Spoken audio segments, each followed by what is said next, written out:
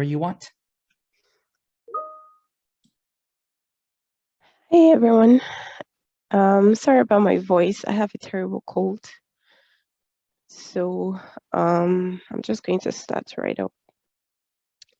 I had two co-op terms. One was at the first one was at the University of Ottawa, with the Tech Fairy team. We worked with lecturers to help the professors to help with bimodal, to help them to adapt to bimodal classes before it started. But my presentation today is going to be about my second co-op work term at the Global Affairs Canada, because it's the last one I did, and that was my last term on my master's program. However, I chose to present this because it's a lot of there's particular aspects of it that resonated with me and the things that I learned while on my master's program.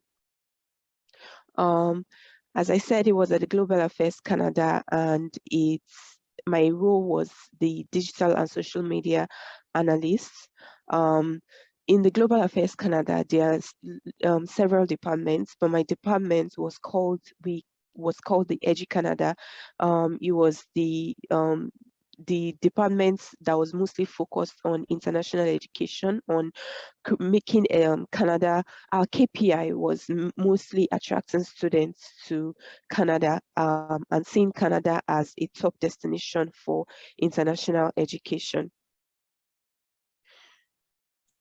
Just to let you know, sorry for interrupting. Oh, there we go. Okay, I couldn't see your slide on my end for a second. Oh, sorry about that. No, it's perfect. I was just like, I don't know if I was the only one. It was just a line. I see it now. Okay. We're good. So, in my role as the digital and social media analyst, I learned a lot, and it resonated with me because it was in a very peculiar circumstance when Canada was in the middle of, the onslaught of the Omicron coronavirus. We're torn between, should we let people in? Should we be using the language "come to Canada" as opposed to choose Canada? But because one of the things we found out was a lot of people were coming into Canada because of Canada's immigration policies that allowed Canada to allow students to easily integrate into the Canadian workforce and into living in Canada. Now, in the middle, when I came in, we had just started the ad campaign, an ad campaign that was supposed to launch on various new social media platforms that EduCanada had just started to use, like Instagram, LinkedIn. We were using Facebook before, but we started to use Instagram and LinkedIn. And on Facebook, we used the insights to figure out that people reacted more to social media posts that had to do with study permits, coming to Canada, working in Canada, and even the inquiries we got were around that. So we started developing content that had to speak to, okay, these are the ways you can get a scholarship to work, to study and work and live in Canada. These are the ways that you can get your study permits to come while you're working in Canada. So we decided to develop contents around that. Another thing I did, I was responsible for, was every day I would send emails based on the engagements we received on our social media platform, which was Facebook at the time. I would share emails around the team, speaking about showing the number of likes that we have, the number of follows that we had acquired between one day and the next, between one working day and the next, except weekends, and then I would also share how many mentions we had received from our partner social media pages, which was, our partners were mostly other departments in either global affairs or in the in education sector, and even other departments in the government of Canada. And so I would share that, and I will also monitor on the Facebook page the insights, the messages that we had received, the messages and inquiries we had received. I would respond to those messages based on an established template that we had formed. These templates guided us into showing showing the things that the things that were everybody that was responsible for responding could use. So those templates varied between study permits questions based on the questions, majority of the questions that we most commonly received. We also had an FAQ section on our Facebook account where we would so one just has to click on that. We had 3 different FAQ questions. When if you click on it, you receive an automatic response. And I would also record the number of FAQ clicks that we had and that were responded to. And now my responsibilities was scheduling social media posts. A lot of so my team was mostly the digital marketing team. In the digital marketing team, there was the video. We had a specialist in video. We had a specialist in mostly just communications in terms of language, websites, and all that. We had a specialist in advertisements, so she knew. So if we had to do video clips, she knew the kind of things that we needed to do to drive engagements, the kind of questions people would have to do. One of the special projects I was involved in was 5 steps to studying in Canada. And as an international student, I was able to provide insights into this because studying in Canada is a long, seemingly complicated process. And so they needed someone with that insights and experience to give them an idea into how to go about it.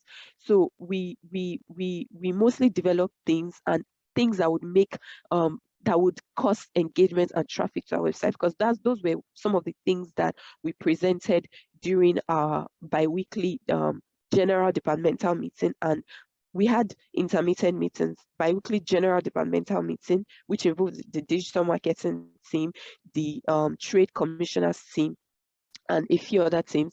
And then we also had on every other bi-week, every other 2 weeks, we would have the meeting with the general EduCanada team, which involved not just the digital marketing team, like other teams in EduCanada.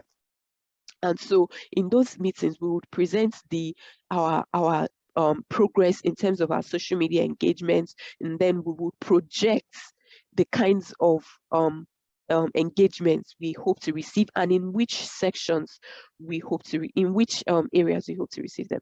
And so part of the skills I acquired, all these things that I was responsible for doing, they might look like they were uncomplicated, but going on a day-to-day basis and speaking to this and doing these things, one might not really understand how important it was in meeting our KPIs as a department. So I summarized my skills acquired under 3 categories. And this is not to say that the things I was doing were things that I was already very familiar with, but I just want to focus on these skills acquired because they are more strategic and high level. I learned how to make strategic content in terms of so there was a time when we had to stop all preparations for our ad campaign and change all our languages because Omicron happened. And because Omicron happened, we had to change a lot of things about our ad campaign.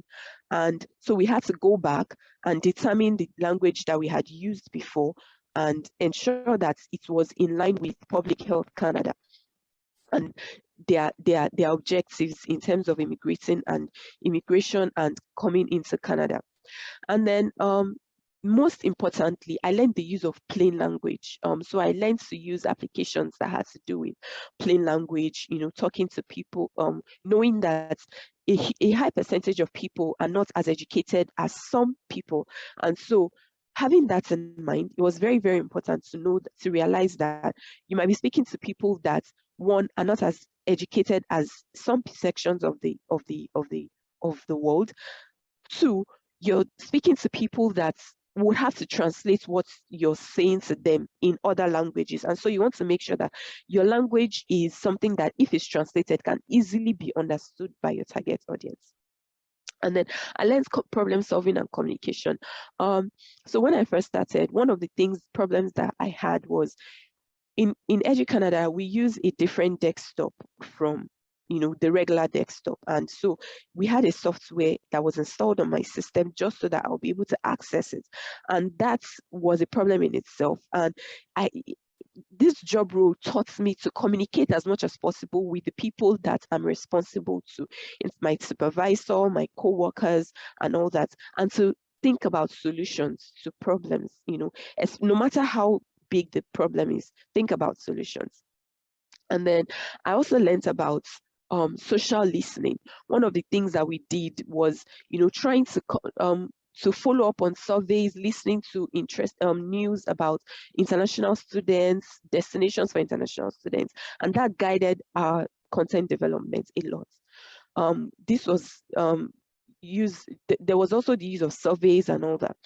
And then social media was very key in informing a lot of this social listening.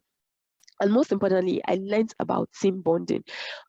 Working virtually sometimes can make people be in silos, but Global EduCanada was very conscious of this. Before I left, we had a retreat where we spoke about how better we can make our meetings more effective, not just a routine thing to make people, work, come to meeting, make presentations, give updates, and that's it. Everybody had to understand where everybody was.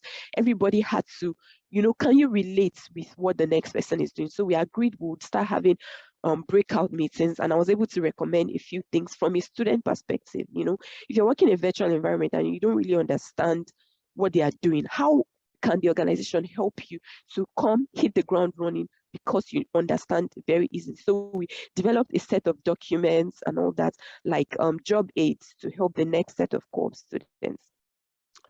And my evaluation of the co-op program, one of I believe that the co-op program is very instrumental. I've learned so many things. I mean, it doesn't matter how experienced you are in terms of working experience, but I really learned a lot of things.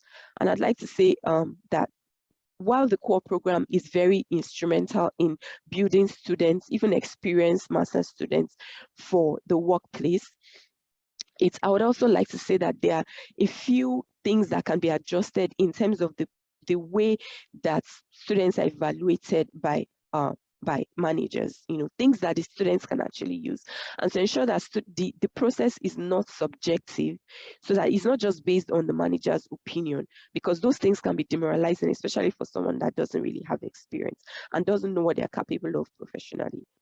And then in terms of my reflections, one of my reflections was to learn to shadow my manager, because she's very experienced in communications, in strategic communications. And one of the things I intended to do was to, to focus on this and to shadow her. And she was very, very helpful with this. And she was very, very open to this. And I can say that my professional capacity has really expanded because she helped me with this. She was open to allowing me to learn from her. And that's the end of my presentation. Thank you very much. Thank you very much for your presentation and for your comments regarding the co-op program. I sit on the coordination committee, which was actually meeting this morning, so I'll make sure to pass on the comments. Are there questions or comments from the audience? Des questions, des commentaires?